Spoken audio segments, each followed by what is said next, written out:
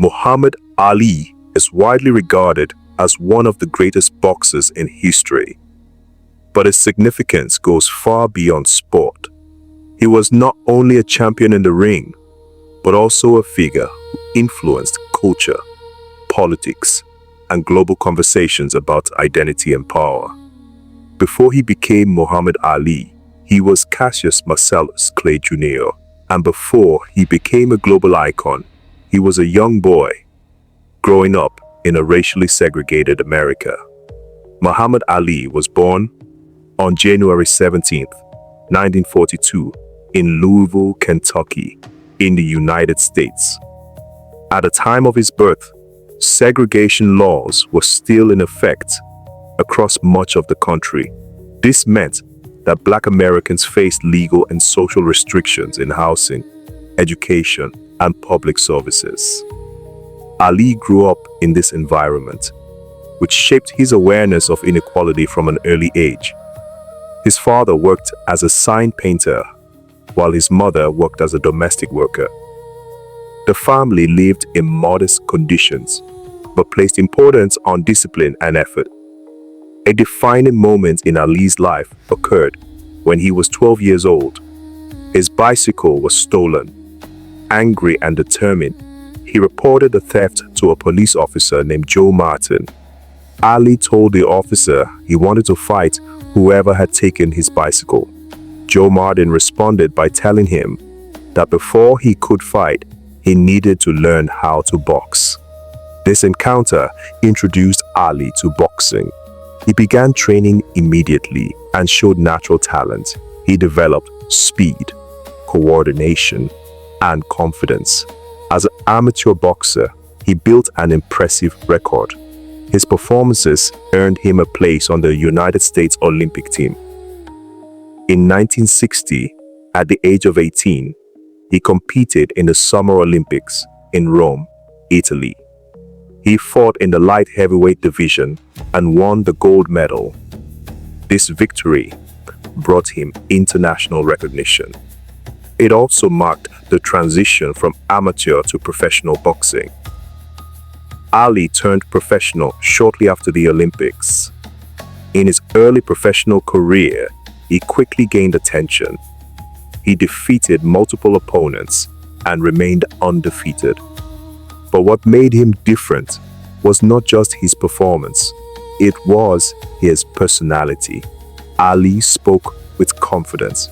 He predicted the rounds in which he would win. He used rhymes and phrases to promote his fights. This earned him the nickname the Louisville Lip. In 1964, Ali faced Sonny Liston for the World Heavyweight Championship. Liston was considered one of the most powerful fighters of the time. Many expected Ali to lose. However, Ali won the fight and became the World Heavyweight Champion at the age of 22. This victory shocked the boxing world. Shortly after winning the title, Ali made a major personal decision. He announced that he had joined the Nation of Islam. He also changed his name from Cassius Clay to Muhammad Ali. He rejected his former name, describing it as a name imposed during slavery. This decision was both religious and political. It signaled a shift in identity and belief. Ali's actions attracted both support and criticism. Some praised his courage. Others viewed his stance as controversial. His life outside boxing was now becoming as significant as his career inside the ring. During the Vietnam War, the United States government introduced a military draft. Ali was called to serve. He refused. He stated that his religious beliefs did not allow him to participate in war. He also questioned why he should fight abroad when Black Americans were still facing discrimination at home. In 1967, Ali was arrested for refusing induction into the military. He was stripped of his boxing titles. He lost his license to fight. He was effectively banned from professional boxing during what many considered his prime years. For approximately 3 years, he could not compete. This period represented one of the greatest challenges of his career. Ali appealed his conviction. In 1971, the United States Supreme Court overturned the decision. His legal victory restored his right to fight. He returned to boxing in 1970. Shortly after his return, he faced Joe Frazier in 1971. This fight was known as the Fight of the Century. It was one of the most anticipated matches in boxing history. Ali lost the fight. It was his first professional defeat. However, the loss did not end his career. Instead, it became part of his broader journey. Ali continued to fight and rebuild his position. In 1974, he faced George Foreman in a historic match. The fight took place in Zaire, now known as the Democratic Republic of the Congo.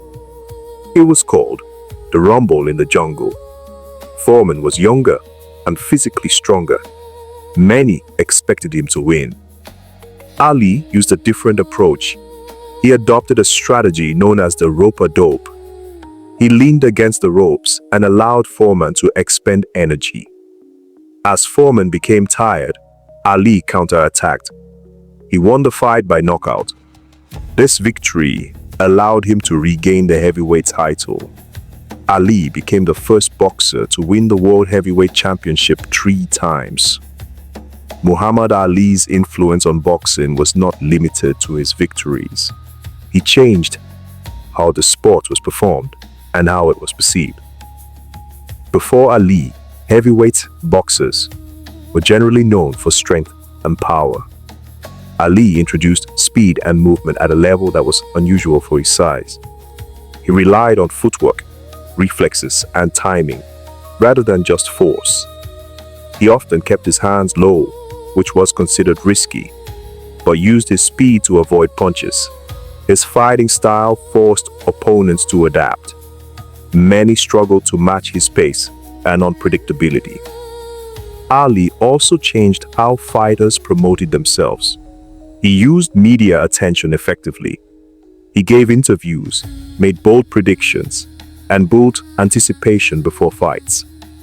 This approach increased public interest in boxing. It also contributed to the commercialization of the sport. Fights involving Ali attracted global audiences. They were not just sporting events, they became major cultural moments. His style combined speed, movement, and psychological tactics. He famously described it as floats like a butterfly, sting like a bee. Beyond boxing, Ali became an international figure. He traveled widely and spoke on issues such as race, religion, and justice. He influenced how athletes engage with social issues. Later in life, Ali faced a serious health condition. He was diagnosed with Parkinson's disease. This condition affects movement and coordination. Despite this, he remained visible in public life. In 1996, he appeared at the Olympic Games in Atlanta. He lit the Olympic torch during the opening ceremony. This moment was widely viewed as powerful and symbolic. It represented endurance and global respect. Muhammad Ali died on June 3, 2016, at the age of 74. His life included athletic success, political controversy, legal battles, and global recognition. He was not only a boxer, he was a figure who shaped conversations about identity, power, and resistance. The next time you hear his name, consider not only his victories in the ring, consider the choices he made outside it. Because impact is not measured only by titles, it is measured by influence. Hopefully, you have learned, laughed, and leveled up. Later, we shall see how much you have retained